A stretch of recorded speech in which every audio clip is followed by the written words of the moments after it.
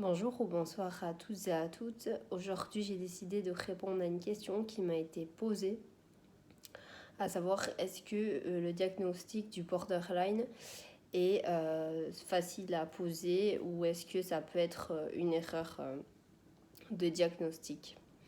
Donc, pour ma part, je vais vous donner mon avis sur la question. Moi, je pense que c'est un diagnostic qui est difficile à poser parce qu'il peut porter à confusion en fait, parce que le trouble borderline peut être confondu avec le trouble bipolaire. Donc il se peut que les médecins psychiatres aient du mal à trouver le bon diagnostic et ils peuvent hésiter entre un trouble bipolaire et le trouble borderline. Donc il arrive parfois que certains borderline soient diagnostiqués bipolaires. Donc moi, dans mon cas, ils ont mis des années à me diagnostiquer la bonne maladie. On a d'abord cru que j'étais dépressive ou bipolaire, mais en fait, après plusieurs constatations de plusieurs psychiatres, ils sont arrivés à cette conclusion du trouble borderline. Et c'est vrai que c'est difficile à faire quand même comme diagnostic, parce qu'il y a toujours des points de ressemblance avec la bipolarité, notamment par le changement d'humeur, donc qui est commun aux deux maladies. Et après, ce qui va faire la différence dans le diagnostic, c'est vraiment que pour un trouble bipolaire, par exemple, l'humeur fluctue sur une durée constante. C'est-à-dire que la personne va avoir une phase d'euphorie pendant plusieurs mois et va avoir une période dépressive pendant plusieurs mois également, alors que le trouble borderline, lui, va connaître une phase dépressive et une phase euphorique peut-être même dans la même journée. Donc il y a vraiment le côté émotionnel qui ressort beaucoup chez la personne borderline, ce qui n'est pas forcément constaté chez le bipolaire, parce que le bipolaire va rester stable en fait au niveau de l'humeur. Donc voilà, c'est un petit peu ce qui différencie un peu ces deux maladies. Et ces maladies peuvent être beaucoup confondues. Et il se peut aussi qu'il y ait par exemple des borderline qui soient à la fois borderline et diagnostiqués bipolaires aussi. Ou alors il peut y avoir tout simplement des cas de pure borderline ou de pure bipolaire en fait. Donc voilà, c'est quand même quelque chose qui est quand même sensible à poser. Et sinon, oui, au niveau du diagnostic aussi, c'est vrai qu'on peut avoir tendance à diagnostiquer par erreur un borderline aussi, si on se fie un petit peu à ce qui est proposé sur Internet, notamment les critères et les symptômes qu'on peut voir quand on recherche sur les forums des informations sur le trouble borderline.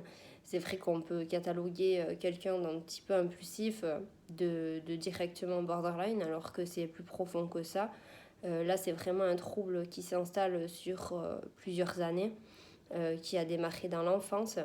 Et c'est pas simplement une hypermotivité qui va faire de ce trouble-là une maladie. Donc voilà, il faut faire attention avec ça. Il faut vraiment consulter, il faut avoir l'avis aussi, ça peut arriver d'avoir l'avis de plusieurs psychiatres parce qu'un psychiatre peut se tromper aussi. Si vous avez consulté plusieurs médecins qui vous ont effectivement diagnostiqué de cette maladie, bon là effectivement il n'y a plus de doute. Mais il faut faire attention aussi à ce qu'on peut lire sur Internet parce qu'il suffit par exemple que vous rencontrez quelqu'un qui est susceptible de vous faire du mal ou dans laquelle vous êtes dans une relation toxique, vous pouvez avoir tendance à cataloguer cette personne de manipulateur, de borderline ou de pervers ou de perverse narcissique. C'est quand même beaucoup à la mode de nos jours ce sujet. Il suffit par exemple que vous rencontrez voilà, quelqu'un qui vous fait du tort. De suite, il y a une maladie qui peut vraiment être inventée. Donc c'est pas une critique, mais c'est vrai que les gens cherchent souvent des mots sur leur souffrance aussi. On peut s'auto-diagnostiquer borderline aussi, sans forcément l'être. Donc voilà, moi je pense qu'il y a vraiment un avis médical à constater. Il peut y avoir une erreur de diagnostic aussi, ça peut être confondu avec la bipolarité et inversement. Mais voilà, en général, moi je dis que c'est bien d'avoir l'avis de plusieurs médecins pour voir un petit peu et constater les symptômes sur la durabilité. Voilà, c'est pas parce qu'on traverse une dépression passagère qu'on est forcément borderline. On peut avoir une dépression pendant plusieurs mois, ça peut très bien faire de nous une personne sensible à un moment donné qui va traverser un épisode dépressif majeur, mais une fois la situation réglée, qui va justement reprendre sa vie normale sans forcément garder ses émotions de tristesse et de dépression, contrairement à un borderline qui lui peut traverser plusieurs dépressions dans la même année et alterner entre des phases de joie et de tristesse.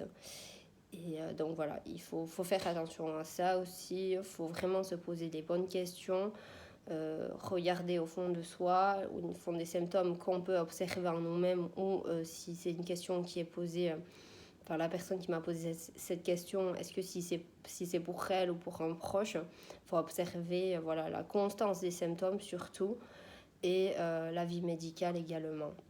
Donc voilà, j'espère vous avoir éclairé sur la question. Donc n'hésitez pas si vous avez d'autres questions d'ailleurs, je serai heureuse de pouvoir vous répondre. Voilà, bonne journée à tous et à toutes.